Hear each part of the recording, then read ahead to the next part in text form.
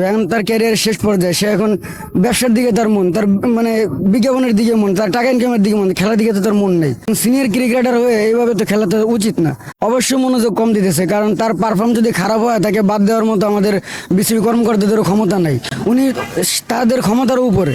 সাকিব টিকে আছে তার মানে বোলিংটার কারণে, আসলে তার ব্যাটিংয়ে তার কোনো দায়িত্ব আমি দেখি না। সবকিছুর ঊর্ধ্বে আমাদের দেশ, সবকিছুর ঊর্ধ্বে আমাদের হলো ক্রিকেট টিম। এখানে তো সাকিব একটা মাত্র ব্যক্তি। সাকিব যে লেভেলের প্লেয়ার, আমরা যে লেভেলে সাকিবের কাছ থেকে এক্সপেক্ট করি, সেই এক্সপেকটেশন অনুযায়ী যদি বাংলাদেশ টিমে সে পারফর্ম না করতে পারে, সেই ক্ষেত্রে দেখা যাবে বাংলাদেশ ক্রিকেট তার কাঙ্ক্ষিত যে লক্ষ্য, সেই লক্ষ্যে পৌঁছাতে পারবে না। বড় প্লেয়াররা বড় ম্যাচে ভালো করতে পারে, আর বিশ্বকাপের মঞ্চে তার থেকে ভালো পারফর্মার বাংলাদেশ একজনও হয় নাই। হিসেবে এবার এই ওয়ার্ল্ড কাপে টি-20 বিশ্বকাপে সাকিব আল হাসানের পারফরমেন্স থেকে একটু হতাশ। সাকিব যে লেভেলের প্লেয়ার, সাকিবের থেকে আমরা আরো বড় কিছু এক্সপেক্ট করি। সাকিবের যে আই ইনফেকশন আছে, এই আই ইনফেকশনের জন্য সাকিব হয়তো বা ব্যাটে বলে কানেক্ট করতে পারতেছে না। আর আমরা বেশ কিছুদিন হলে খেয়াল করতেছি সাকিবের বোলিং ব্যাটিং সবসময়, অনেক সময় দেখা গেছে তার ক্যারিয়ারে ব্যাটিংয়ে তার উত্থান পতন গেছে, কিন্তু বোলিংয়ে তার কোনো সময় উত্থান পতন ছিল না। বাট ইদানিং এই বিশ্বকাপে আমরা দেখছি তার বোলিংয়ের পারফরমেন্স অনেক খারাপ। তো আমি বেসিক্যালি সাকিবের ভক্ত, কিন্তু এখন আমার আসলে আমি সাকিবের এই বিষয়টা নিয়ে আসলে আমি নিজেও বলতেছি, আপাতত মেবি সাকিবের এই বিষয়টা আসলে ওভারকাম যদি না করতে পারে তাহলে বাংলাদেশ ক্রিকেটের জন্যই খারাপ, ইভেন বাংলাদেশ ক্রিকেটেরই ক্ষতি।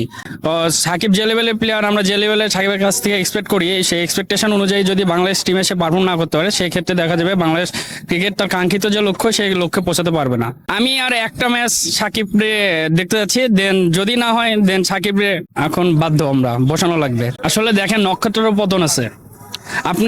আমি একটু ফুটবলের দিকে যদি তাকান, তাহলে রোনালদিনহোর মতন প্লেয়ার 2010 সালের বিশ্বকাপে কিন্তু তার টিমের বাইরে থাকতে হয়েছে। রোমারিওর মতো প্লেয়ার কিন্তু 2002 সালে ব্রাজিল টিম স্কোয়াড থেকে তাকে বাদ দিতে হয়েছে। কিন্তু সেক্ষেত্রে আমাদেরও আসলে ডিসিশন নিতে হবে। সবকিছুর ঊর্ধ্বে আমাদের দেশ, সবকিছুর ঊর্ধ্বে আমাদের হলো ক্রিকেট টিম। এখানে তো সাকিব একটা মাত্র ব্যক্তি। সাকিবের যদি ইনজুরি থাকে, আমরা যতটুকু বুঝতে পারতেছি সেই ইনজুরি নিয়ে খেলতেছে। এখন হয়তোবা সেটা হাইড করার ট্রাই করতেছে।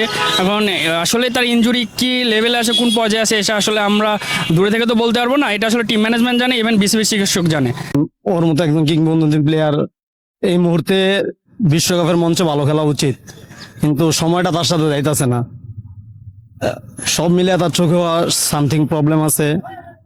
মেডিকেল রিপোর্টে নাই, তার কাছেও নাই, বিসিবির কাছেও নাই, কিন্তু কিছু একটা সমস্যা হইতেছে। লাস্ট 4-5টা ম্যাচ ছাড়া বাকি ম্যাচগুলো কিন্তু ভালো করছিল। তার থেকে তো প্রত্যাশা অনেক বড়।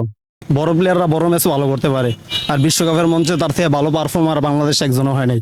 2-1টা ম্যাচ খারাপ গেছে, হয়তো বা ইদানিং খারাপ করতেছে। তার থেকে বোলিংটা তো আমরা পাইতেছি ইদানিং না, আগে থেকে উনি প্র্যাকটিসে মনোযোগ কম, হয়তো বা 2-4টা সেশন প্র্যাকটিস করলে ওনার হয়ে যায়, এখন হইতাছে না।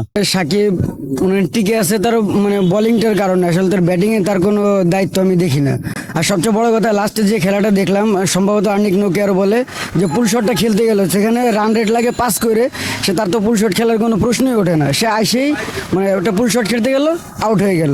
আমাদের তো বুঝতে হবে আমাদের সামর্থ্য কতটুকু, আমাদের মার্সেল পাওয়ার কতটুকু, আমাদের মানে যোগ্যতা কতটুকু, সেটা তো বুঝতে হবে। আমি যদি চাই যে নোকিয়ার মধ্যে একজন আন্তর্জাতিক মানের বোলারে যে আমি পুল শট মেরে উড়ে 6 মারবো, যেখানে আমার রান লাগে 5 করে, সেখানে তোমার 1 বলে 6 নেওয়ার প্রয়োজন নেই। তো আমার তো লিগেলি সিঙ্গেল খেললে আমার ম্যাচটা বের হয়ে যাচ্ছে। সিনিয়র ক্রিকেটার হয়ে এইভাবে তো খেলা তো উচিত না, এবং সে যে কর্মকাণ্ডগুলো করে তার সে স্পোর্টসম্যানশিপ হিসেবে তার সাথে যায় না। সে বিভিন্ন ধরনের মানে অকারেন্স করতেছে, এটা আপনারাও জানেন, সাধারণ পাবলিকরাও জানে। এখন তার ক্যারিয়ারের শেষ পর্যায়ে, সে এখন ব্যবসার দিকে তার মন, তার মানে বিজ্ঞাপনের দিকে মন, তার টাকা ইনকামের দিকে মন, খেলার দিকে তো তার মন নেই। তো সে খেলবে কিভাবে? একজন খেলোয়াড় হিসেবে তার খেলার দিকেই মন থাকতে হবে, দেশকে রিপ্রেজেন্ট করতে হবে। আমেরিকার মতো জায়গায় যাওয়ার সৌভাগ্য সবার হয় না, যে আমাদের যারা খেলোয়াড় আছে সবাই হয়তো যাইতেও পারতো না। এই সুযোগটা কাজে লাগাক, পরবর্তীতে আবার এর থেকে খারাপ কন্ডিশনেও খেলা হতে পারে। আমাদের তো কন্ডিশনের যে দোষ দেয়, আমাদের মিরপুরের পিচ কি ওর থেকে ভালো? আমাদের মিরপুরের পিচ ওর থেকে অবশ্যই ভালো না। আমাদের এখানেও 130-25 এরকম হয়, কিন্তু আপনি যে কন্ডিশনের দোষ দিবেন, সেটা তো আপনার মানে এটা আপনার নিজের থেকে আপনার যে অপারগতা, এটা আপনি বহিঃপ্রকাশ করতেছেন। অবশ্যই মনোযোগ কম দিতেছে, কারণ তার পারফর্ম যদি খারাপ হয় তাকে বাদ দেওয়ার মতো আমাদের বিসিবি কর্মকর্তাদেরও ক্ষমতা নাই। উনি তাদের ক্ষমতার উপরে। এমনিতেই ক্ষমতা সবসময় উনি দেখান, উনি মিসবিহেভ করেন, দর্শকদের সাথেও খারাপ ব্যবহার করেন। আপনার মনের ভিতরে যদি ভালোবাসা না থাকে খেলার ভিতরে, আপনার দেশের ভিতরে, আপনি কখনোই কোনো কিছু নিয়ে সাকসেস হতে পারবেন না।